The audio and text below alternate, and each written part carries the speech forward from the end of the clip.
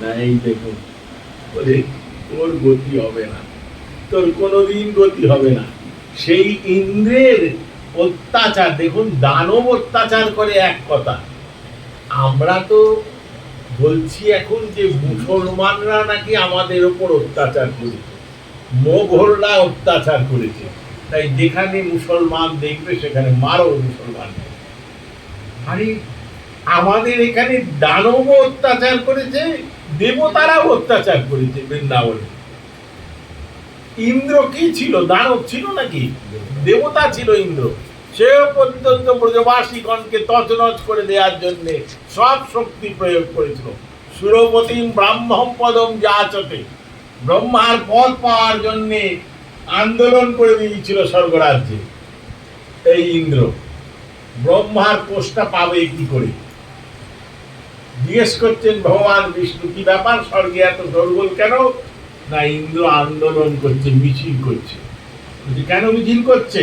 না, ব্রহ্মার পোস্টটা ও পাবে এই জন্য। কোনোদিনই পাবে না ওই পোস্টটা, ওটা পেতে গেলে অনেক সাধনা করতে হয়। ব্রজ রমণীগণ যখন রাস লীলার আরম্ভে শ্রীকৃষ্ণের অন্তর্ধানে বিরহ ব্যাকুল হয়ে শ্রীকৃষ্ণের লীলা কথা বলেন, তখন শ্রীকৃষ্ণের বয়স ৮ বছর। সুতরাং অরিষ্ট বোমাসুর বধে ৩ বৎসর পূর্বে গোপ রমণীগণের মুখে এই লীলা কথা প্রকাশ হইয়াছিল।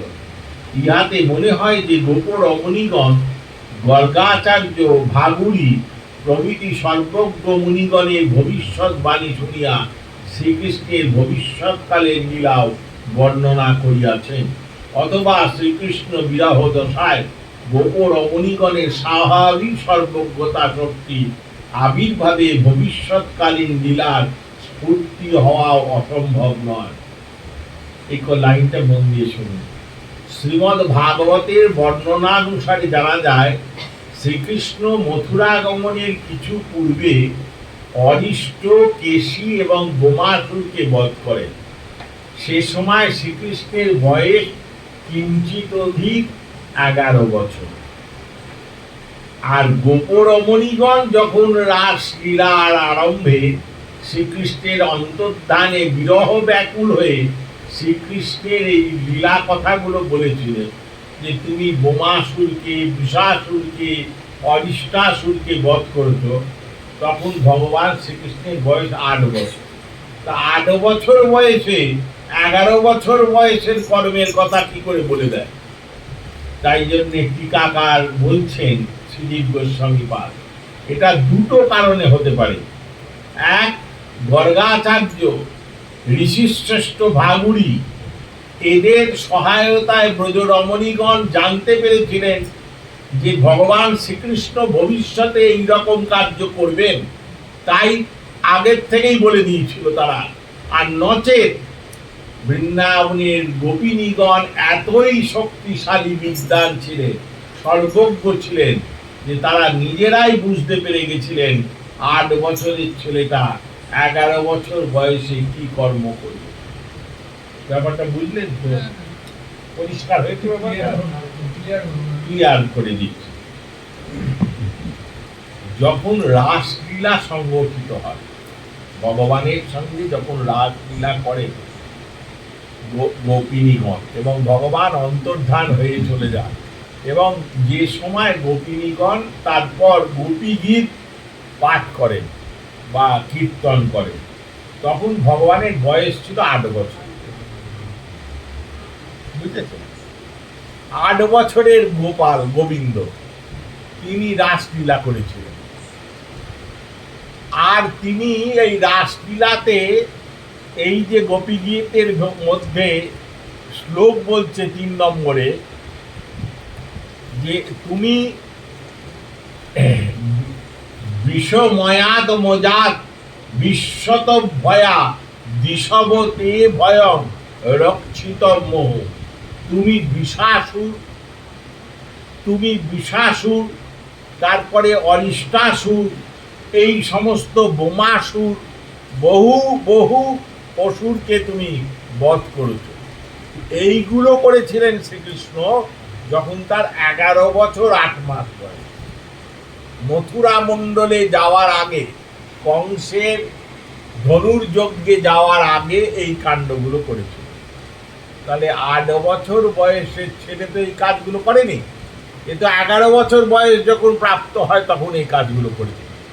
তো 8 বছর বয়সে রাসলীলা করার পর গোপীগীত বলার সময় কি করে তারা বলে দিলেন? এবার হলো কি আর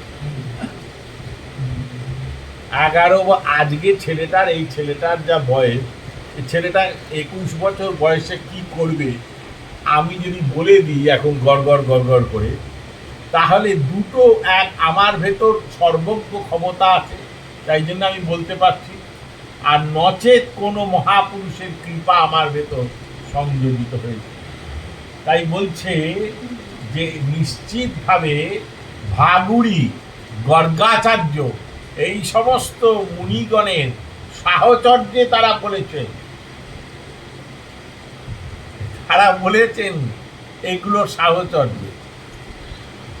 আর নচেত ব্রজ রমণীগণ এতই পরাক্রমশালী ছিলেন, তারা ভবিষ্যৎবাণী করে দিতে পেরেছিলেন আগের থেকে, যা পরে ঘটবে তা বলে দিয়েছিলেন। আমাদের পুরাণেতে এইরকম গল্প অনেক কাহিনী আছে।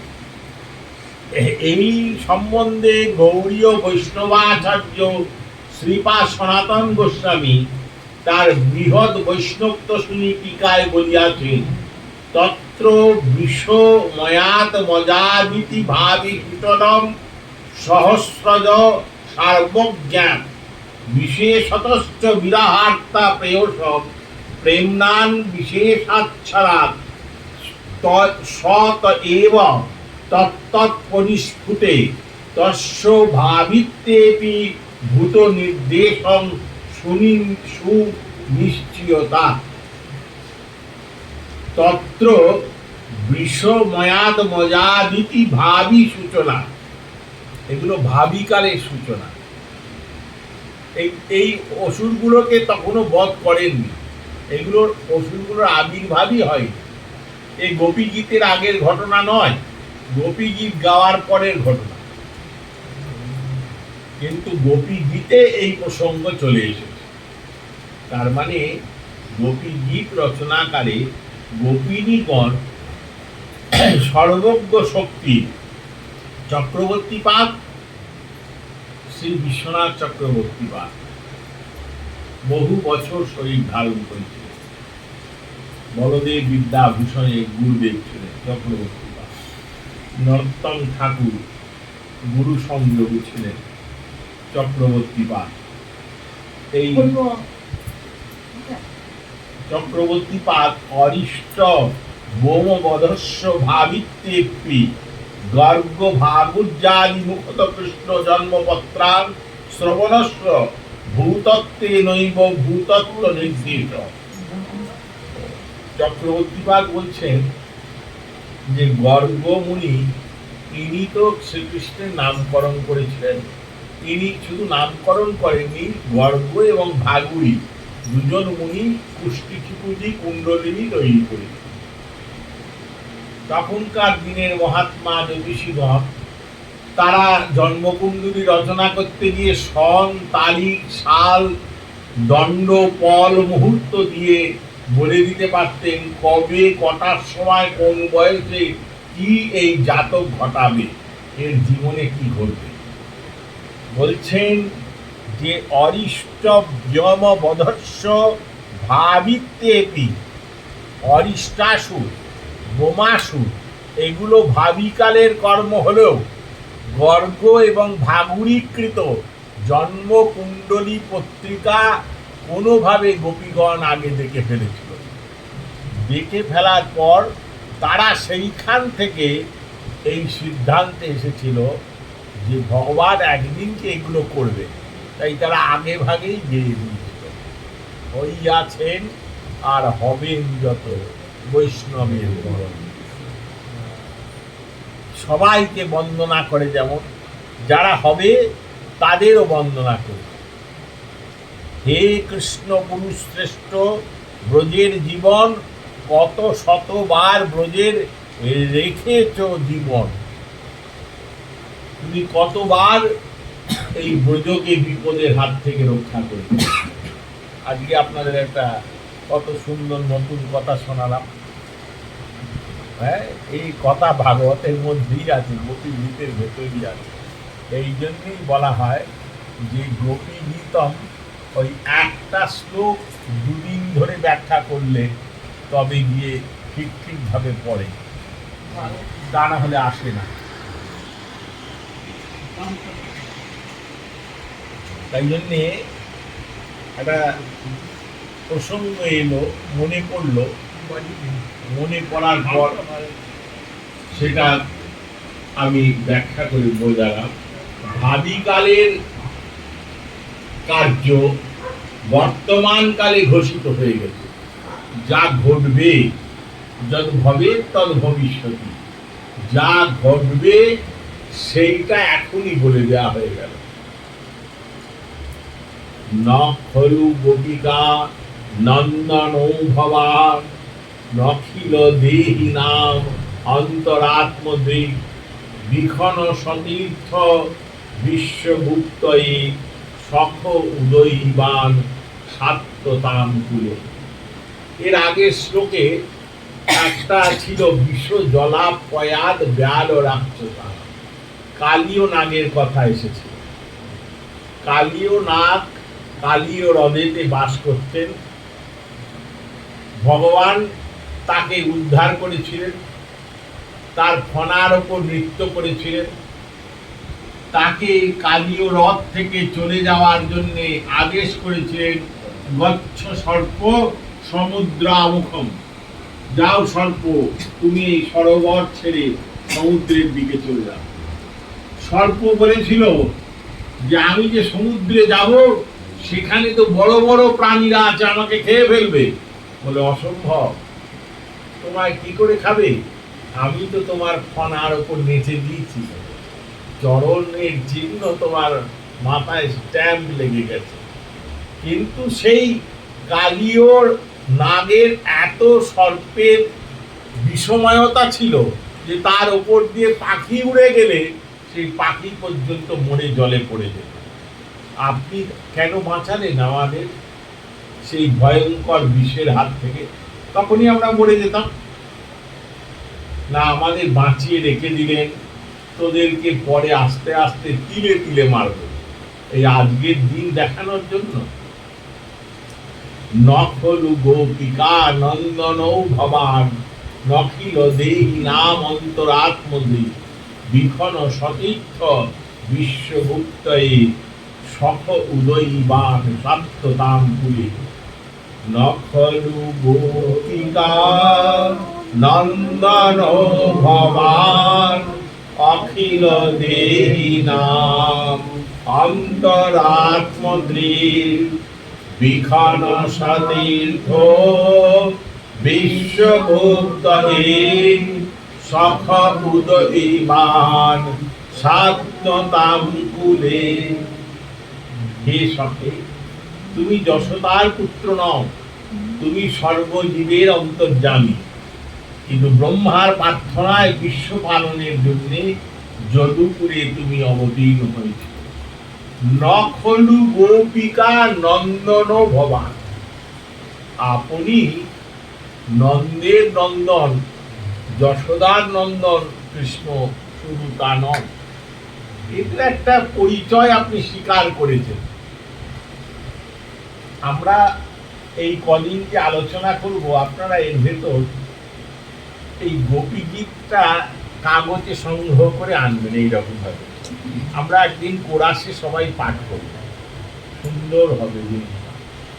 আর যারা জোগাড় করতে পারবেন না, রণজিৎ বাবুকে বলবেন, এইখানেই তো গ্রন্থ রয়েছে, গ্রন্থ অধিষ্ঠিত আছে ওইখানে। প্রতিদিন গ্রন্থের পারায়ণ হচ্ছে, সকালে পূজা হচ্ছে। এর শেষ দিনে, যেদিন অন্তিম দিন, সেদিনকে ভাগবতের শ্লোক দিয়ে, এই গোপী গীতের শ্লোক দিয়ে আহুতি হবে, হোম কার্যে হবে। 15 তারিখে আপনারা সেদিনকে, আমি নিজের থেকেই বলে দিলাম, আপনারা হোমেতে সংযুক্ত হবেন, পূর্ণাহুতি হবে। ওই আহুতি দর্শনও অত্যন্ত পূর্ণ, ওই আহুতিতে অংশগ্রহণ করাও পূর্ণ। যদি সম্ভব হয় তাহলে বিষ্ণু সহস্রনামেও আহুতি করে দেয়া হবে, কিন্তু সেটা ভগবানের কৃপার উপর নির্ভর করে। কিন্তু কিছু হোক না হোক, যেগুলো পাঠ হয়েছে এইগুলো উচ্চারণ করে আহুতি তো হবেই হবে।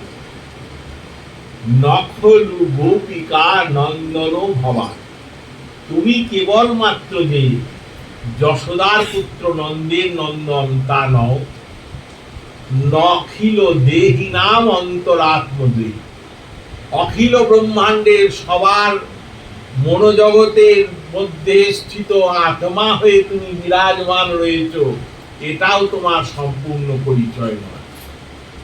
বিখন সতীর্থ বিশ্বভুক্তয়ে, কিন্তু ভগবান ব্রহ্মাজির প্রার্থনায়, হে ভগবান তুমি সখ উদয়বান সাত্যতাম তুলে, তুমি এই যদুবংশের মতো এত বড় পবিত্র বংশে জন্মগ্রহণ করেছিলে, এবং জন্মগ্রহণ করেছিলে বলেই তুমি বৃন্দাবনেতে এসেছিলে, এবং আমরা তোমার